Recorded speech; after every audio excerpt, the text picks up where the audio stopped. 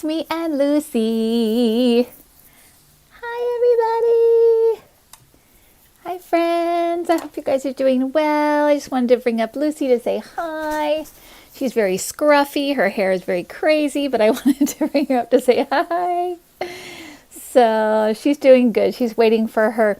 We have to spell W-A-L-K because otherwise she'll get too excited. But I'm going to take her when we're all done. So she's going to be waiting patiently for that. Okay, I'm going to put you down, Lucy. How's everybody doing? I hope everyone's doing well. I hope everyone is feeling better after the embarrassing debacle of the rally that Trump had.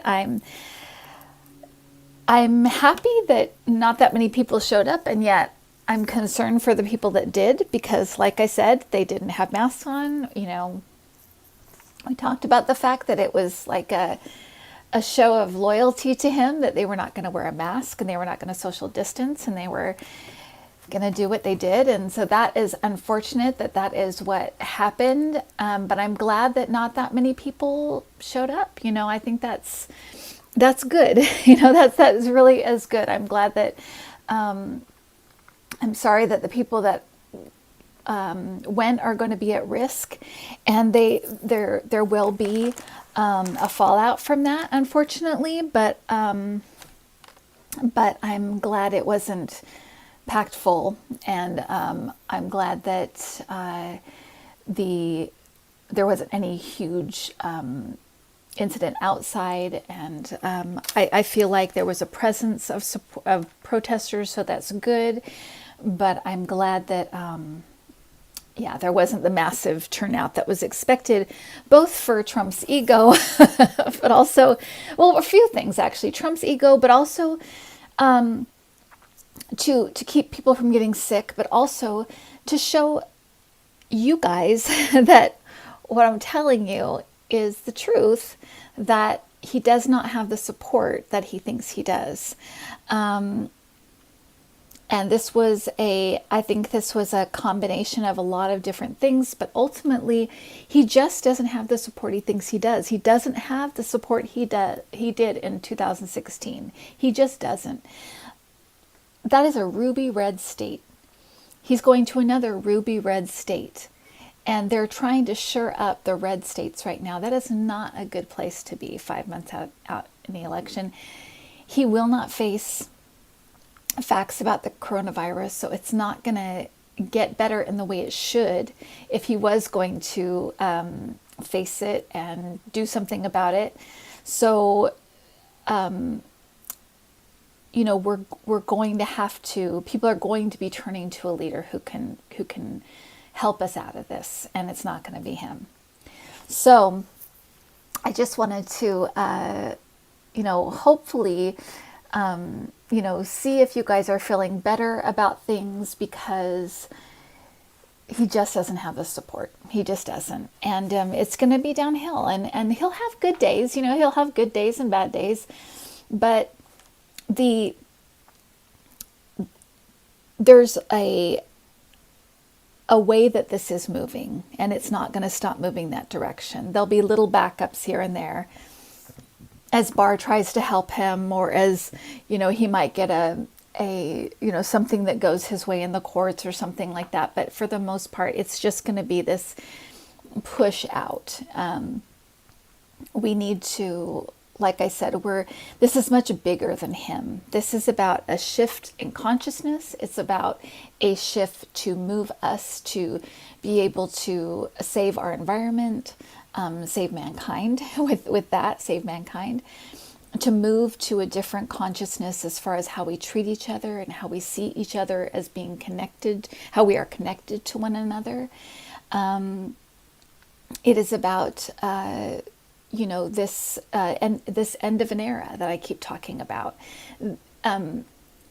When you saw that picture of him walking defeatedly from the helicopter the night of the rally, that's what came to mind for me, was this end of an era that we're going to be seeing, and the party's over, basically. That is what that picture said to me. The party is over. And by party, I mean just this massive taking advantage of taxpayers and the government, and the way that corruption has just run rampant through the government. It's going to end. And this kind of this culture that has been created in the United States that has not been good for us is going to be kind of taken apart brick by brick. So that's what we're seeing, and that's what's going to happen. So, and it will take time, because, it didn't happen overnight, so it's not going to end overnight, but it is happening rather quickly. All of this stuff is happening rather quickly, and really, Trump was kind of the accelerant. He was the lighter fluid, that kind of lit everything, because of his cruel and unfeeling, narcissistic, self. It laid everything bare for us, and it's making us see a lot of things that we're having to face now. So people wanted me to look at a few things. One was Mike Pence. So I wanted to look at Mike Pence real quick and see what, and I'm going to do these things live. The one thing I'm not going to do live, which I'll talk about in just a minute, is kind of a long meditation session I did about the Joe Biden presidency, just to see what was going on there. Some people were kind of like, stop saying that he's going to get sick, because you don't want to put that out there. And so I really wanted to look at that and see what is going on, because I think a lot of us feel, I know my sister has said this, and I've heard other people say that he wouldn't finish his term, or wouldn't do a second term. I think a lot of us have felt that, and I think he's even, somebody wrote me and said he's even said like he may not run for a second term.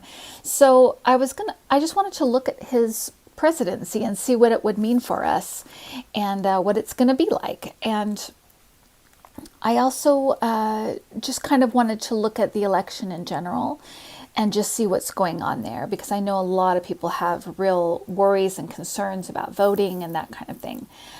So let me look at Pence first, real quick.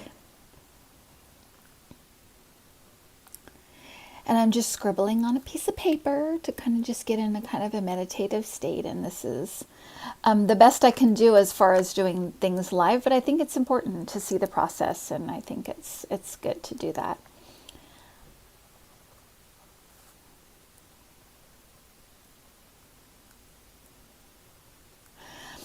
My gosh. So you know what I'm seeing is, do you guys know the movie It's a Wonderful Life? This is the second time I referenced this movie this week, but I did this in an earlier reading. But in that movie, there's a guy that pushes Mr. Potter, who's the villain, around in his wheelchair.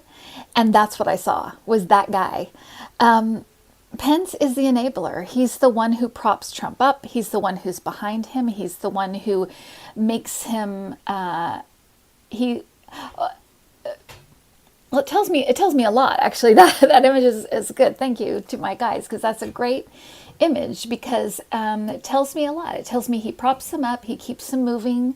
He is the one to, without him, he couldn't do a lot of the things that he does, because, this guy is pushing Potter in his wheelchair everywhere. He couldn't go, do all the evil things that he's doing if he didn't have that guy pushing him around. And I think that, for a lot of conservatives, Pence is kind of the one who lends the more the bigger vocabulary, the more polished appearance to give Trump legitimacy as a Republican. And so I think that he's actually really helped Trump do a lot of damage just through his willingness to back him up and to be that kind of more sober sounding voice, but a voice that's backing him up constantly. It's disturbing when you think about it. But that's the role they put him in. And I think that, he's going to be in that role until the end. I don't think he's going to shift at all.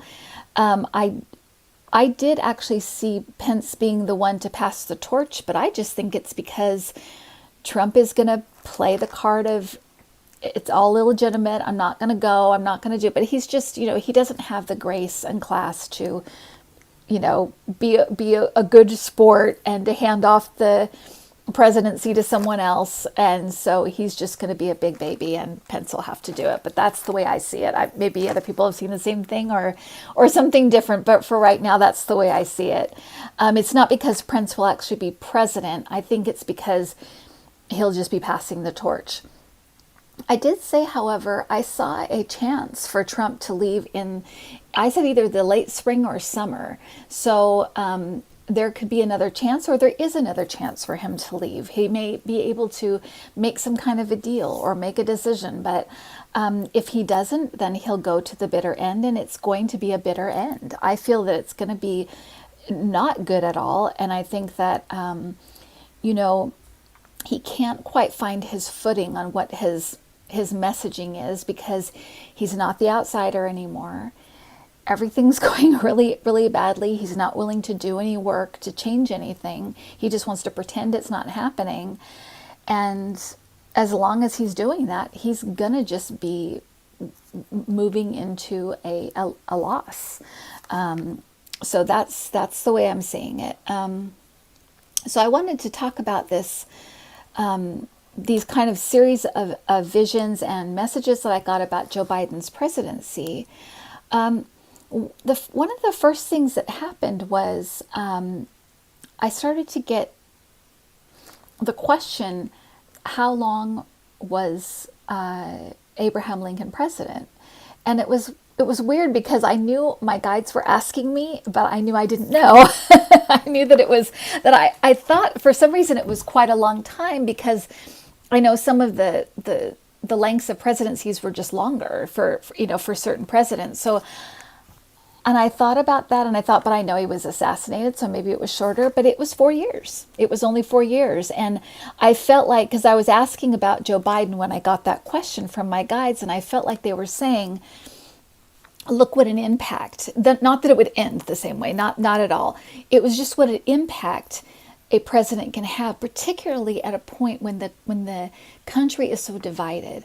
And so a few things that I felt may be the same as far as the Biden presidency and the Lincoln presidency is that I think he may use some level-headed, normal Republicans in his administration. I didn't feel like they'd be in key positions, but I felt they'd be in things like, I saw something about like in key kind of ambassadorships and things like that. And I thought that he might have some on his, on the coronavirus stuff, working with like in the medical portions of it. Just things like that. I just felt like he was going to be a little bit more willing to kind of let people in. And I also felt like when his term was over, people would really be incredibly affectionate towards him, almost like tearfully grateful to him, that he'd be seen kind of as the father of the country. I know that that's what we've always called George Washington, but for some reason that title keeps coming to me about him, that people would see him as kind of this father that kind of came and helped us to deal with what was happening, help us to face what was happening, gave us a plan, gave us hope, but at the same time telling us the hard truths and giving it to us in a way that we could grapple with it and move forward. I really felt like people would have such affection for him after his term. I do feel like it will be one term. And I don't mean to say his health, because I don't think that's actually what it is. I think it's his stamina. I think it's going to be a very long, difficult, and strenuous 4 years. I think it's going to take everything out of him, and I think he's just going to want to kind of pass it off and enjoy, his family and do those kind of things. But I also feel like there are people carrying him through this from the other side. I feel like everybody is kind of behind him. his son, other presidents. I just felt like he was going to have this lift of spiritual support getting him through this 4 years and getting us through this 4 years.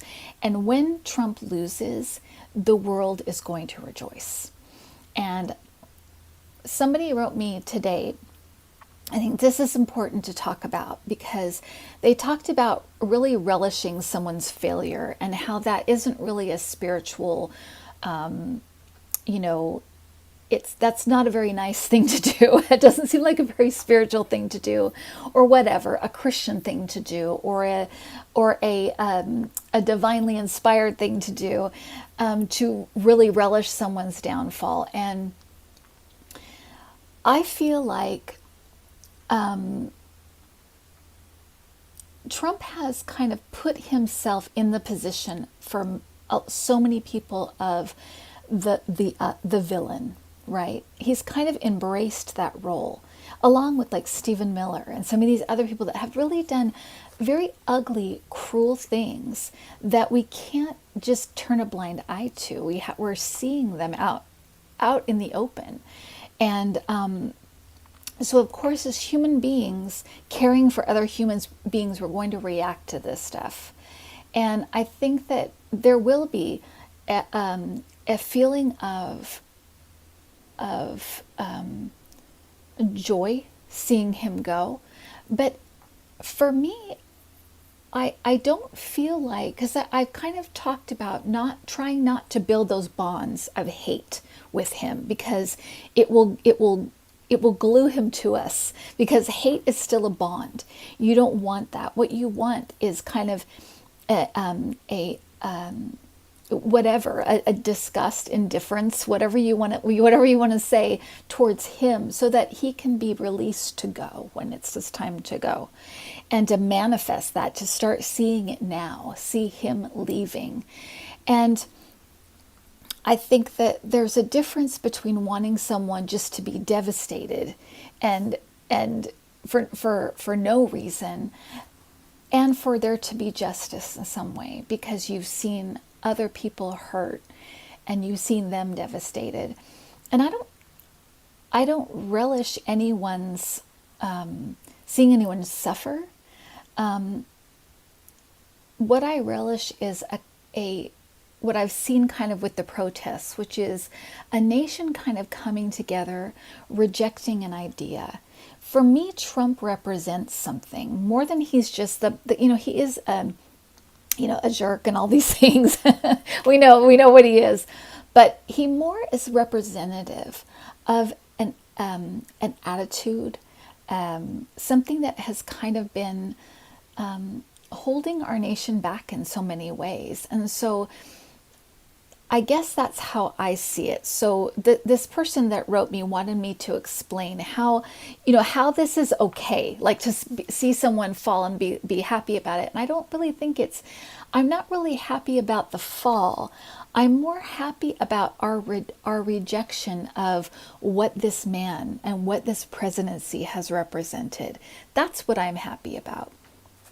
I'm happy to see the majority of the United States say, we don't want to represent this stuff. We're going to claim who we are, and it's not this.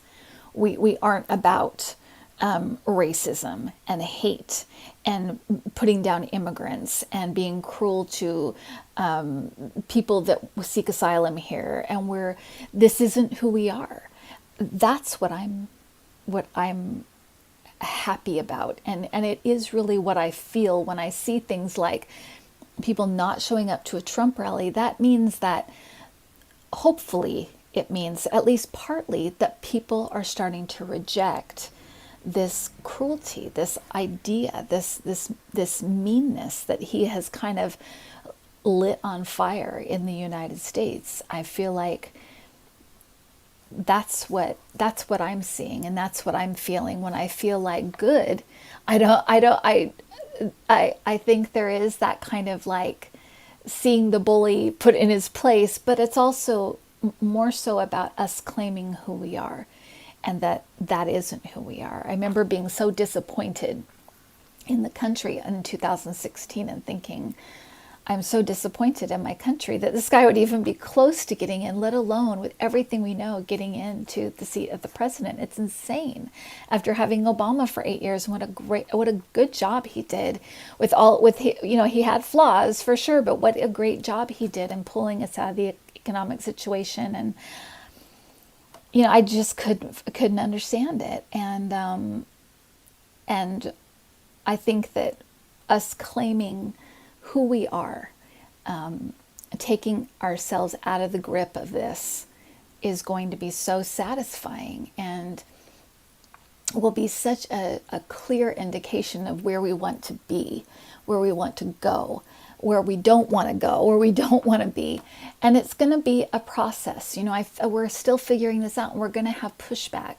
These awful hangings that have been happening, this thing that happened with the NASCAR driver with the noose and we're going to have pushback like that. And I do feel like it's pockets of supremacist things. I feel like it's going to bubble, because these are things that people, as we have seen, they really want to hang on to this stuff. And there'll be pushback, but if we're going forward together, we can do it. We can do it. Okay, so that's really what I want to say about that. But with the Biden presidency, I just felt like it was going to be such a positive thing, and such a good person to kind of bring people together again in a different way. There's still going to be those fringe elements on the left and the right, but there will be kind of a consensus that's a little more willing to hear things and listen and kind of move in a direction. And I do think that pocket of people will be larger. I think, as long as Fox News is there, I do feel like they're going to come under some fire, though, for a few things. And I feel like going through, like I said, I see like some trials and things happening around the coronavirus and stuff like that. And some other like money things and all kinds of information coming out during the Biden presidency. I feel like there's going to be a kind of a rejection of a lot of the stuff that Trump stood for, what he got away with. There's going to be this kind of flow of information that comes out and really disgusts a lot of people on left and the right. So I feel like there's going to be kind of a middle consensus that's like, we need to move past this. I also feel like the idea of healthcare for all is going to become more of a mainstream. More of a sweeping of equal rights with sex and gender and race is going to be more of a mainstream. We are going to just kind of, it's just like we move forward. It is kind of a shift in consciousness, but it's also a shift it's just kind of evolving. We're just kind of evolved. We've evolved from being, I feel like we're kind of evolving from being kind of apathetic or self-involved teenagers to being, no offense teenagers, I love teenagers, to being kind of young adults and being able to kind of look at things more realistically and take some responsibility and start to fix some stuff, right? Okay, so I hope you guys see some hope from the past weekend and seeing just some glimmers of hope. That's what I hope you guys are seeing. And I do want to say that please, if you need to have a reading soon, don't hesitate to go to my sister's website at Cardvoyant Kris or cardvoyant.com. Cardvoyant Kris is her channel on YouTube, and then cardvoyant.com is her website to make an appointment. She's excellent, particularly with personal readings. She's done them for me for years and years, and I always say this on my videos, but I just want people to be able to, if they need answers now, if they need to speak to someone now, they can talk to Kris. And I'm going to be doing classes, as I keep mentioning, and if you're interested in those, just send me an email that says classes to intuitiview@gmail.com, and I will go ahead and put you on the class list to get you the information. And next month, it's going to be coming out. And along with the classes, you'll be able to add a mentoring session if you want to, which will just be personal, you and I. And then after that, I'll start up readings again. But for right now, the readings have kind of stopped.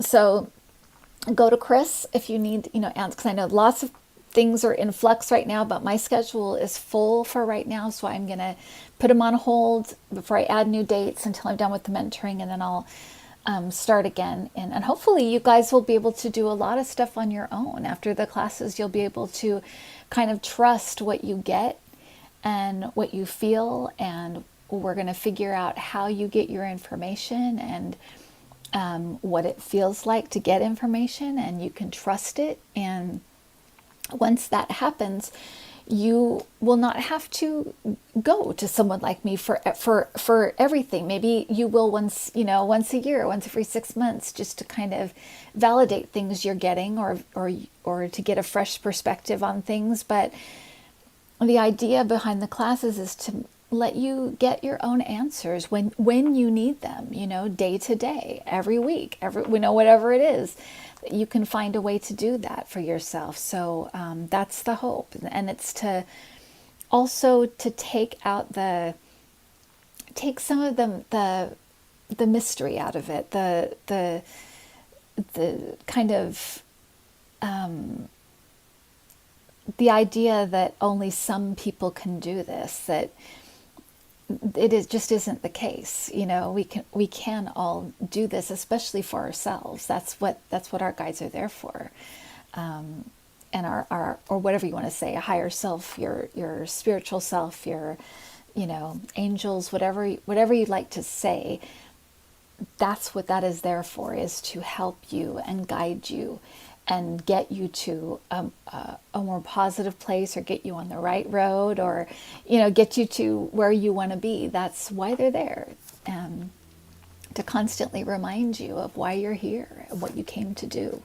So I'm hoping to help you to get in touch with that, so that you can access this whenever you need it, whenever you need answers. So okay, so I think that's it. Cassie has her new article out in her blog. So if you are looking for something just to pass the time, or to just kind of escape a little bit, it's all about film. She did her most recent one is about the controversy about taking some of the racially insensitive things from the past and taking them out of movies, or getting rid of the movies altogether. So she kind of talks about that, and it's an interesting take on it. So please go give her some love and hand claps. And this Father's Day was hard because we didn't have her here, and my father has passed away, and I sent a prayer to him, and I always feel him around. So it was fine, but it was hard to have Cassie gone. So give her some love, say hi, she'd love it. And I will talk to you guys soon. Please take a deep breath. It's going to get weird. Like I said, Trump's not giving up anytime soon. Think of that King Kong image. He's going to go down fighting. He's going to go down angry. He is who he is. We know who he is. He's going to pull out every ugly stop you can think of. But we're building a pretty huge coalition, so he's going to have a pretty tough time fighting that. So we'll get through it. We're going to get through this. We're going to get through this. Take care of yourselves. Whatever your state regulations are, keep your masks on. Take care of yourselves. Stay home if you can. Take all the precautions, because we all need to make it through this and tell the story of what the hell happened, because nobody in future generations is going to believe it. So remember what you're seeing. Remember what you're saying, okay? All right, guys, take care, and we'll see you next time. Bye.